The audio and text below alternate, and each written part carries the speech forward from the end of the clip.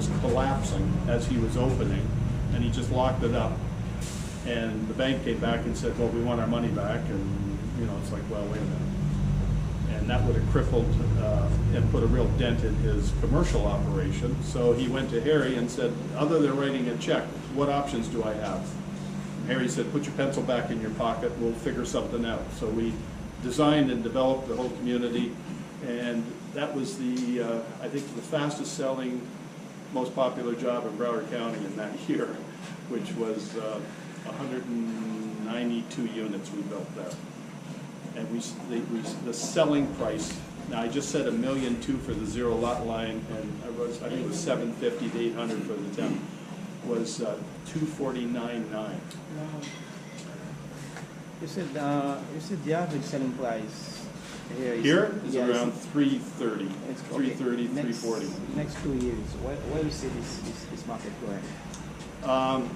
We think it's going to shrink a little bit, because what we're doing is we're developing a new project as we speak up in Palm Beach, and we're trying to get it as close to 300,000 for sort of the same product, family community. Because I'm sure you all saw the news last week. I think they announced that 70% of Americans can't afford a single-family home. Mm-hmm. Yep. So it's all about affordability. So there's going to be a we think just a correction. We don't think it's going to collapse. Yeah, I was wondering, because when you're talking about younger single families, millennials in our generation, they aren't getting married and we're not getting paid. So where is that market actually going to sprout from? Well, the rents aren't cheap either. And we're sort of dealing in a little bit of a false sense of security here. I mean, these rentals, you go through them, and they're all granite tops and high-end and the finishes. I mean, and then people are saying, well, geez, they want for a one-bedroom, they want $1,600 a month. Who's going to write that check? Short of commitment, and then you can find a job elsewhere. Millennials aren't staying at places or occupations for over 2 years, so it costs the same, but it's a little bit more convenient from a consumer standpoint, just from what I've heard. Well, you've got some mobility. You don't have, and there's a conflict out there with, the American dream is to own a home. That's because at the end of the road, you've got equity. Well, that sort of has dissipated over time, over the last couple of generations. But you also can argue, well, if I rent for the next 4 or 5 years, all the rent is missed out equity. If you do bad real estate financing on your own personal performer, that's how people actually argue. I have a bunch of friends that are like, right now, going into the market and buying a home. Don't get me wrong, 5, 6 years in a relationship, a double income now, still not going to buy a house. I had neighbors who had like a house, and he had a house in Dover, Delaware, and it went up by $30,000 in 4 months. But then you're paying 6% to sell. That was in 2005, 2006, before the big bump. I mean, people commuting 19 minutes to their workplace because they bought cheap houses. And subdivision down the road, family income of $50,000, buying a home for $350. Live in arm.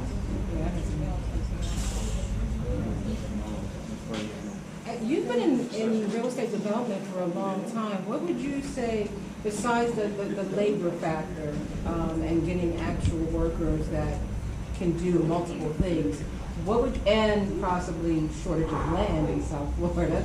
Well, it's filling up like a glass of water. Yeah, what would you say is are those two your biggest challenges currently, like looking at different sites and stuff? I think it's reading the market is the ultimate challenge. Like, who's going to buy this? Yeah. When we're developing this on plans, we have no idea who's going to buy this. We think we know. Like we do our, you've got the metro studies and this, but there's no guarantee in this business. And every time something happens and it's on the front page, people stop walking in the sales office. They get a little nervous. So in the age of instant, it's the ebb and flow is crazy. And you get all this, political unsettlement. And people, well, am I going to have a job? Am I going to be able to make the third mortgage payment? And this is the old yin and yang. Well, do we rent or do we buy? And then where am I buying? Like people say, well, somebody said when we were walking over here, it's like, gee, we're almost on the outskirts of Naples. Well, what you forget is 10 minutes, you're down in the workforce area and you're not parked on I-75.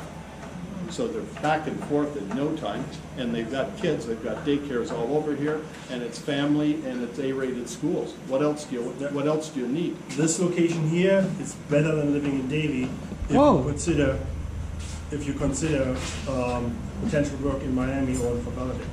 If you homework assignment, use Google Maps, find this location, and then Well, look at the equity. Look at the equity in the surrounding. Pembroke Pines, people like Pembroke Pines. It's a very well-run town. A lot of amenities, they keep it up. You can sort of, if you drive from city to city, it's almost, in some of them, it's like driving from day to night. Pembroke Pines is, you know, they do a nice job landscaping the streets and the medians. I mean, there's a lot of touches here. And it's expensive. The real estate's expensive here, and the taxes are not cheap. Since we're talking about affordability in the sense of, hey, can I afford homes like here, like these? Tell us a little bit about what are your typical customers, like demographics, what they do, where they come from. Is it family-oriented way? So what about the age population? I would say we're in the middle average mean income. We have empty nesters, which is probably maybe 10-12%. Most of them are young families. And we noticed when we just from going from Central Falls, which is 7 miles down the road, the average buyer, we see them struggling more to get the down payment. There's, even though we have a small option program to upgrade your home, when we gave them an incentive of $10,000, they would stop buying at $10,000. You know, they don't have the liquidity. The empty nesters, they would spend $30,000, $40,000 on a home like this. The young professionals, young families, they're capped out. You know, they've got 2 cars. They could, you know, they got, you know, it's just. You know, I got a son who takes his kids. He's got 2 kids. I almost fell over when he told me how much he's paying in daycare. It's a couple $1,000s a month. Yep. It's like, what? And I look back, and I've got 3 boys. They're all grown up now, but it was a struggle.